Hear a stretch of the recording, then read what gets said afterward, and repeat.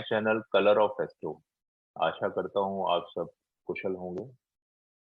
आज का टॉपिक है जो काफ़ी चर्चा में रहता है और काफ़ी लोगों को इसमें समझने में या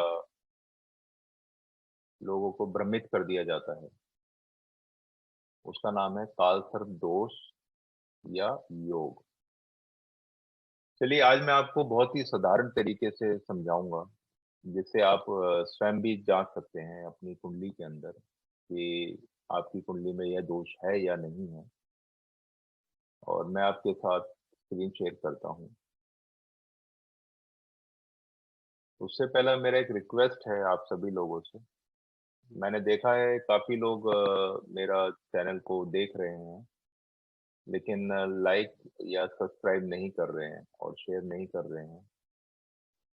देखिए आपके लाइक करने से और सब्सक्राइब करने से हम लोगों को ऐसे वीडियो बनाने के लिए प्रोत्साहन मिलता है जिससे आम आदमी को भी इस विद्या को जानने का मौका मिलता है। और इसमें जो भ्रांतियां फैली हुई हैं या जो लोगों को गलतफहमी है या लोगों को डरा दिया जाता है कि आपके चार्ट में या आपकी कुंडली में ये योग बन रहा है जिसकी वजह से काफी लोग परेशानी महसूस करते हैं और मानसिक रूप से पराजित होते हैं। तो ये जो आपके सामने कुंडली आ रही है इसमें राहु और केतु हैं। तो देखेंगे सेकंड हाउस में राहु बैठे हैं और अष्टम भाव में यानी एट्थ हाउस में केतु बैठे हैं। पहले राहु का परिचय और केतु का परिचय दे देता हूं आपको मैं। राहु का जन्म भरणी नक्षत्र में हुआ था और केतु का जन्म जो है वो अश्लेषा नक्षत्र में हुआ। ये दोनों ग्रह जो है ये छाया ग्रह माना जाता है। छाया ग्रह का मतलब ये आपको प्रत्यक्ष तौर पे दिखते नहीं है, इसलिए इनको छाया ग्रह की उपलब्धि बोला गया इनको। और इनकी वजह से जो लोगों को समस्याएं होती हैं जैसे कि शादी नहीं हो पाना, काम नहीं चलना, या शादी हो गई तो संतान ना होना, काम अगर आप कोई काम करते हैं तो सडनली बहुत अच्छा चलेगा और उसके बाद उसमें डाउनफॉल आ जाएगा या आप दूसरा काम शुरू करना पड़ेगा आपको। यानी कि एक सांप सीढ़ी के तरह का खेल हो जाता है जिसमें बार बार आप एक प्रयास करते हैं और उसके बाद एक लेवल अचीव करने की कोशिश करते हैं, सडनली सब कुछ स्टॉप हो जाता है या उसमें आपको काफी नुकसान झेलना पड़ता है।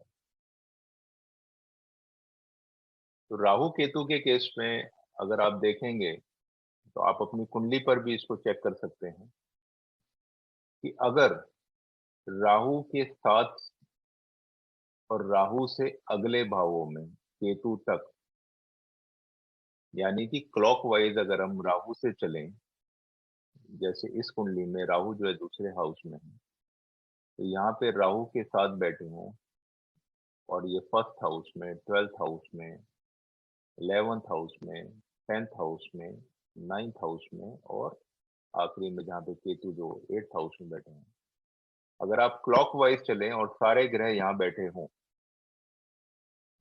तो ये एक कालसर्प दोष बनता है। भृगु ऋषि ने भी इस बारे में हमें बताया है, एक सूत्र दिया है अपने शास्त्रों में, ग्रंथों में, जिसमें जिक्र किया गया है। उसमें काल सर्प नहीं बोला गया है क्लासिक्स के अंदर, वहां पर सर्प दोष बोला गया है इसको। तो सर्प दोष के अंदर ये सारी समस्याएं आपको उत्पन्न होंगी जिसका हमने वर्णन करा है। और अगर आपके पास आपका कुंडली नहीं है तो भी आप पता कर सकते हैं कि आपकी कुंडली में काल सर्प योग है या दोष है। आपके पैदा होने के बाद प्रथम 9 सालों में, यानी पहले फर्स्ट 9 ईयर्स के अंदर आपको इस तरह की भी समस्या आई हो, आपके माता-पिता को, आपके भाई-बहनों को, या आपके रिलेशन में जो रिश्ते पड़ते हैं आपके, आपके स्वास्थ्य के लिए, या आपकी पढ़ाई के अंदर भी ये समस्याएँ आई हों, तो कहीं न कहीं आपको ये दोष है।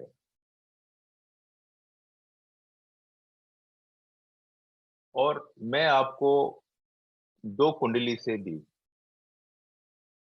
ये समझाऊँगा कि आप इसको किस प्रकार से देख सकते हैं। मैं आपके साथ शेयर करता हूँ 2 कुंडलियों को, जिसमें आप समझ पाएँगे।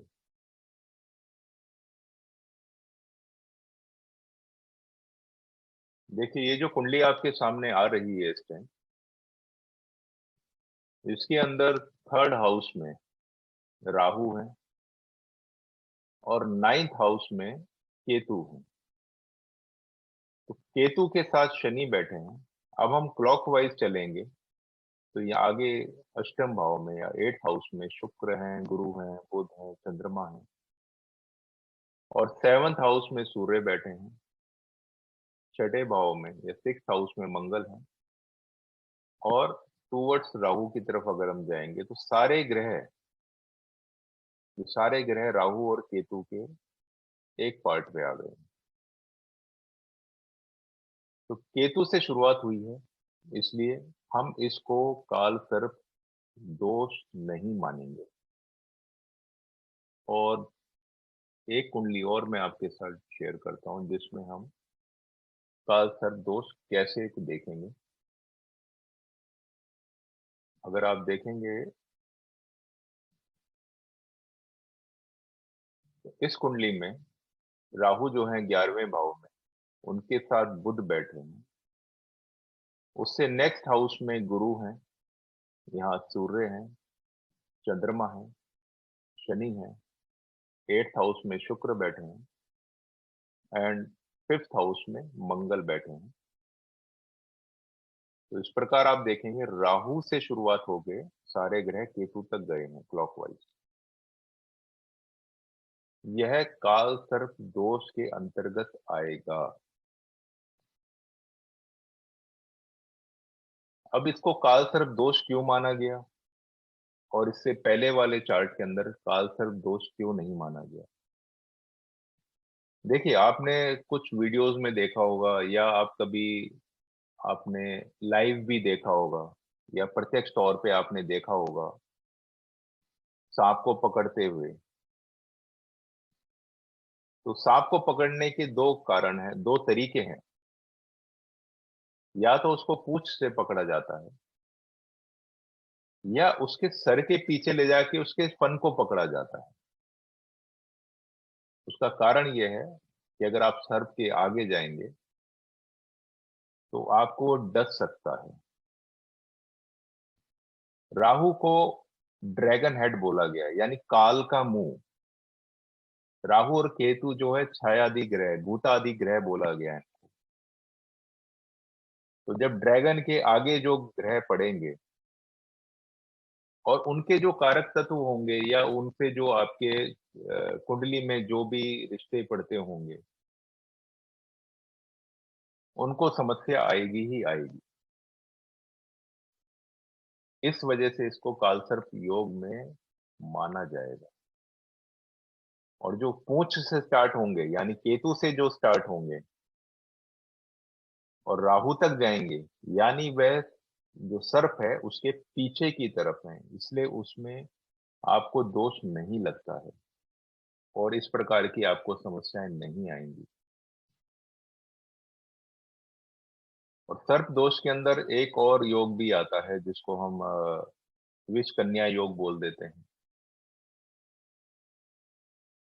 लेकिन कन्या का सिर्फ जिक्र है, लेकिन अगर आप देखेंगे तो आपके नियर बाय में कोई ऐसा पेयर मिलेगा आपके यहाँ पे, या आपके पड़ोस में ऐसा कोई व्यक्ति मिलेगा, या कोई ऐसी स्त्री मिलेगी जिसका बार-बार विवाह हुआ और जो सामने वाला पार्टनर है उसका डेथ हो गया।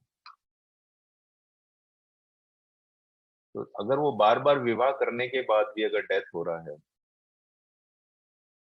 तो वो आप उसको उस कैटेगरी में रख सकते हैं। खैर उसका चर्चा हम फिर कभी किसी और वीडियो में करेंगे। कालसर्प दोष जो है वह 12 प्रकार का होता है और 12 प्रकार के अंदर 12 तरीके से ही उसका 12 तरह के शिवलिंग पे उसका उपाय किया जाता है। अगर आप फ़ोटो में भी देखेंगे, आप शिव जी का फ़ोटो देखेंगे या आप विष्णु जी का भी फ़ोटो देखेंगे, तो उसमें भी सर्प को बड़ी महत्वता दी गई है। शिव जी के तो गले का हार है वो। अगर आप विष्णु जी का फ़ोटो में भी देखेंगे तो जो उनके ऊपर छतरी के रूप में, जिसपे वो आराम से लेटे हुए हैं, छतरी के रूप में वहाँ पर शेषनाग हैं। तो सर्प का महत्व आप वहीं से समझ सकते हैं कि जो हमारे 2 बहुत ही ज़्यादा इम्पोर्टेंट भगवान हैं जिनको हम लेते हैं, तो उनके साथ भी इनका कनेक्शन कहीं न कहीं आप देखेंगे। और जो निवारण वाली बात है या उपाय वाली बात है, तो शिव जी के थ्रू यानी शिवलिंग के थ्रू महाशिवरात्रि के दिन, नाग पंचमी के दिन भी इनका उपाय कराया जाता है। इस दिन आप विधि पूर्वक एक नाग-नागिन का जोड़ा भी आप शिवलिंग पे चढ़ा सकते हैं। या आप किसी योग्य पंडित को जानते हैं जो इसका पूजा-पाठ इनके कराते हैं। इस दिन विशेष रूप से इनका पूजा करा सकते हैं। और अगर आप किसी अच्छे पंडित को नहीं जानते हैं या आप सक्षम नहीं हैं चांदी का सर्प चढ़ाने के लिए जोड़े को, तो एक बहुत ही सिंपल रेमेडी है, जो आप बिल्कुल घर में कर सकते हैं, जिसमें आपका कोई खर्चा भी नहीं लगता है। वह है ओम का जाप। सिर्फ ओम का जाप करिए आप।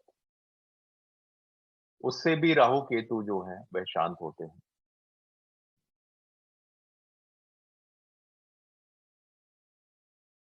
अगर आपको मेरा ये वीडियो पसंद आया हो,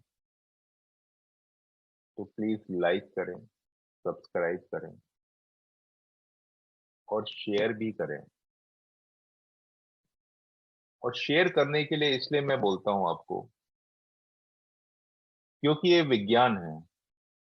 हम लोग जो कैलकुलेशन करते हैं इसके अंदर, वो सब ग्रहों की गति के अनुसार करते हैं। उनका किस प्रकार हमारे ऊपर प्रभाव पड़ता है, उसकी गणना करते हैं।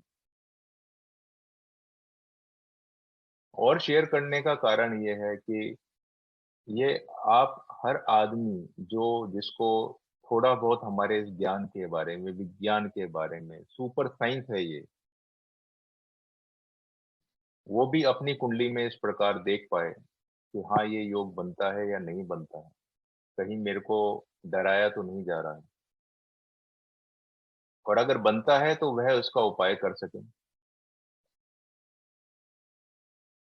आप सब लोगों ने मेरा वीडियो देखा उसके लिए आप सभी का बहुत-बहुत धन्यवाद। जय श्री राम।